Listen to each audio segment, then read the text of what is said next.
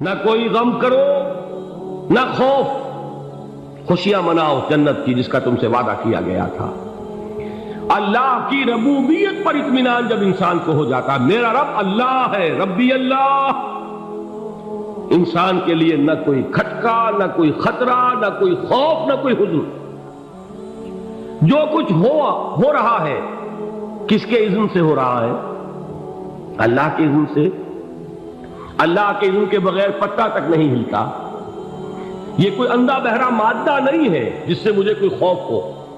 اندھا بھینسا چلا آ رہا ہو اس سے تو ڈرنے کا ہر انسان کو ڈرنا چاہیے، نہ معلوم کس کو ٹکر مار دے۔ لیکن نہیں، اس کائنات کو چلانے والا ایک سمیع و بصیر خدا ہے، وہ جو میرا دوست ہے، میرا ولی ہے۔ اللہ ولی الذین آمنوا یخرجہم من الظلمات الی النور۔ اللہ اہل ایمان کا ولی ہے، ساتھی ہے، پشت پناہ ہے، مددگار ہے، حمایتی ہے۔ بتائیے جسے یقین ہو جائے کہ اللہ میرا مددگار، اللہ میرا محافظ، اللہ میرا پشت پناہ، اللہ میرا حمایتی، اس کے لیے کوئی خوف ہوگا؟ اس سے کوئی ڈر ہوگا؟ میں مثال دیا کرتا ہوں ایک بہت سادہ، پنجاب کے دیہات کی۔ تو بڑا چودھری ہے اور کوئی غریب کسان ہے۔ اس غریب کسان کے جانوروں کو ہر وقت اندیشہ ہوگا چوری کا، کوئی میری بھینس کھول کر نہ لے جائے، کوئی میرا بیل کھول کر نہ لے جائے۔ لیکن جس کے بارے میں یہ سب کو معلوم ہو کہ وہ جو بڑا چودھری ہے وہ اس کا دوست ہے، اس کی بچیا کو کوئی خوف ہوگا؟ اس کی بھینس پر اسے کوئی اندیشہ ہوگا؟ نہیں۔ کیوں؟ کہ وہ بڑا چودھری، بڑا اس کا یہاں کا سردار، جاگیردار، سب کو معلوم ہے وہ میرا دوست ہے، کوئی میرے خلاف اقدام نہیں کر سکتا۔ اس دنیا میں یہ چھوٹی سی بات اگر آپ کے دلی اطمینان اور سکون کا باعث بن سکتی ہے تو ذرا تصور کیجئے۔ میں لفظ تصور استعمال کروں گا صرف اس لیے کہ اس کا ہم جس کو کہتے ہیں ادراک اور شعور کر نہیں سکتے، اگر کے ساتھ کر سکتے۔ اگر یقین ہو کہ اللہ میرا مددگار اور یقین ہو کہ اللہ ہر آن میرے ساتھ ہے، پھر کوئی خوف؟ کس کا خوف؟ کوئی شے اللہ سے بالا تر ہے؟ کوئی قوت اس سے زیادہ طاقتور ہے؟ کوئی اس کے ارادے کو بدلنے والا ہے؟ کوئی اس کی مشیت کے آڑے آنے والا ہے؟ یہی بات ہے جو حضور نے فرمائی، یہ ایمان کا حاصل ہے لب لباب، کہ دیکھو اچھی طرح اس بات کو ذہن نشین کر لو، اگر تمام انسان مل کر تمہیں کوئی نقصان پہنچانا چاہے نہیں پہنچا سکتے، مگر جو کچھ اللہ نے لکھ دیا ہو، اور تمام انسان مل کر تمہیں کوئی نفع پہنچانا چاہے نہیں پہنچا سکتے، مگر وہ شے جو اللہ نے طے کر دی۔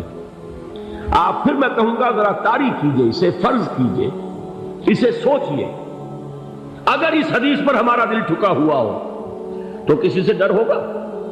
یہ مجھے نقصان نہ پہنچا دے، یہ میری رپورٹ خراب نہ کر دے، یہ میری انکریمنٹ نہ رکوا دے، یہ میرا یہ نہ بگاڑ دے، یہ میرے یہ نقصان نہ پہنچا دے، اس کا ڈر، اس کا ڈر، اس کی خوشامد، اس کے لیے جا کر طرح طرح سے اپنی عزت نفس کو ذلیل کروانا اس کے سامنے۔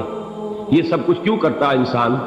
جب سمجھتا ہے کہ اس کے ہاتھ میں میرا کوئی نفع ہے، اس کے ہاتھ میں میرے لیے کوئی ضرر ہے، یہ مجھے کوئی غضب پہنچا سکتا ہے، یہ مجھے کوئی نقصان پہنچا سکتا ہے، یہ میرا کوئی کام بنا سکتا ہے، یہ میری کوئی ضرورت پوری کر سکتا ہے، اسی کا نام شرک ہے۔ جہاں آپ نے یہ سمجھا کہ غیر اللہ کے اندر کوئی طاقت موجود ہے، وہی شرک ہے۔ بتوں سے تجھ کو امیدیں، خدا سے نو امیدی، مجھے بتا تو صحیح اور کافری کیا ہے؟ شرک تو یہ ہے۔ جس پر بھی تمہیں یہ خیال ہے، کلمہ ہے یہ کلمہ سوم، لا حول ولا قوت الا باللہ، ذرا اس پر دل کو کبھی اگر آپ تصور کریں، پھر فرض کریں، دل ٹھک جائے اس پر، کوئی طاقت نہیں۔ یہی بات تھی جو شیخ عبد القادر جیلانی رحمۃ اللہ علیہ نے اپنی وصیت میں اپنے بچے سے کہی۔ 11ویں دینے والے ہیں لیکن حضرت شیخ عبد القادر جیلانی کی وصیت اور تعلیمات کو کتنے لوگ ہیں تم جانتے ہو؟ یہ جن مقامات تک پہنچے ہیں وہ کس چیز کی بدولت پہنچے؟ انہوں نے جو پیغام دیا وہ کیا تھا؟ اے میرے بچے، جس طریقے سے قرآن مجید میں حضرت لقمان کی نصیحتیں جو ہے نقل کر دی گئی ہیں، میں یہ عرض کروں گا بالفرض اگر قرآن حضرت عبد القادر جیلانی کے بعد نازل ہوا ہوتا تو شیخ عبد القادر کی یہ نصیحتیں بھی قرآن میں درج ہوتی۔ اتنی اونچی نصیحتیں ہیں۔ اے میرے بچے، اس حقیقت کو ذہن نشین کر لے، لا فاعل فی الحقیقت ولا مؤثر الا اللہ۔ اس کائنات میں نہ کوئی فاعل حقیقی ہے نہ مؤثر حقیقی ہے سوائے اللہ۔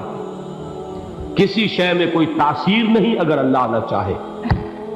آگ جلا نہیں سکتی اگر اللہ نہ چاہے، پانی ڈبو نہیں سکتا اگر اللہ نہ چاہے، زہر ہلاک نہیں کر سکتا اگر اللہ نہ چاہے، کوئی چیز فائدہ نہیں پہنچا سکتی اگر اللہ نہ چاہے۔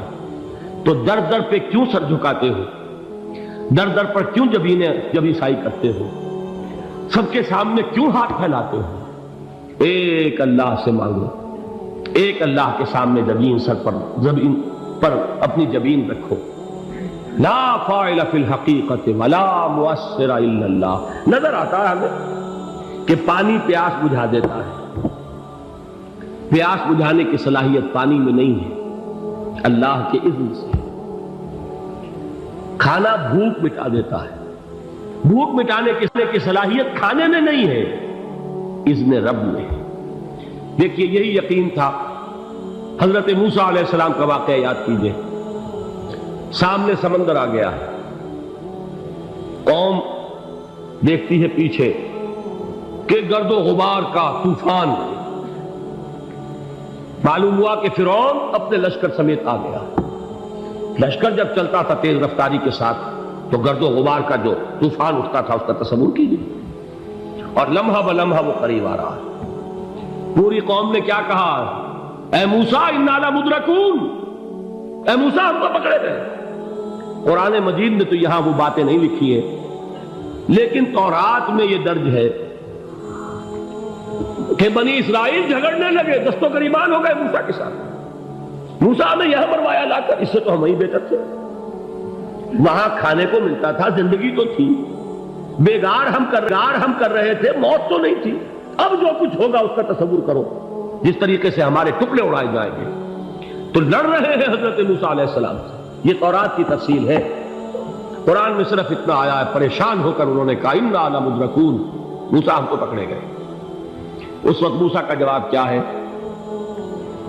کلا ان معی ربی سیہدین، نہیں، میرے ساتھ میرا رب ہے، وہ راستہ دے گا۔ بتائیے کہاں راستہ نظر آ رہا ہے؟ یہ ہے ایمان بالغیب۔ راستہ نظر نہ آئے تب اللہ پر یقین ایمان ہے۔ جیب میں پیسے ہوں اور تب دل کو اطمینان ہے تو ایمان کس پر ہوا؟ پیسے پر، اللہ پر نہیں۔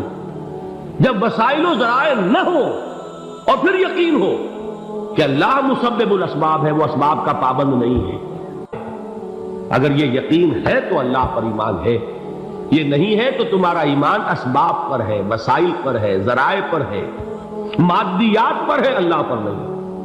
اس وقت کہاں راستہ تھا؟ تو راستہ تھا، سمندر ہے اور ادھر سے لشکر آ گیا ہے۔ کلا ان معی ربی سیہدین۔ اب دیکھیے ایمان کہہ دینا آسان ہے، ہوا معکم اینما کنتم، جہاں کہیں بھی تم ہوتے ہو اللہ تمہارے ساتھ ہوتا ہے، لیکن اس کا یقین قائم ہو جائے تو زمین و آسمان کا فرق واقع ہو جائے۔ یہی بات ہوئی حضور کے ساتھ۔ غار ہے، چھپے ہوئے ہیں محمد رسول اللہ اور آپ کے وہ یار غار ابو بکر صدیق رضی اللہ تعالی عنہ۔ اقبال نے حضرت ابو بکر کی شان میں چند اشعار کہیں صرف، لیکن واقعہ یہ ہے کہ بھاری بھاری نظموں پر اور قصیدوں پر بھاری ہے، طویل ترین نظمیں اور قصیدے ہوں ان پر بھاری ہے۔ ہمتیں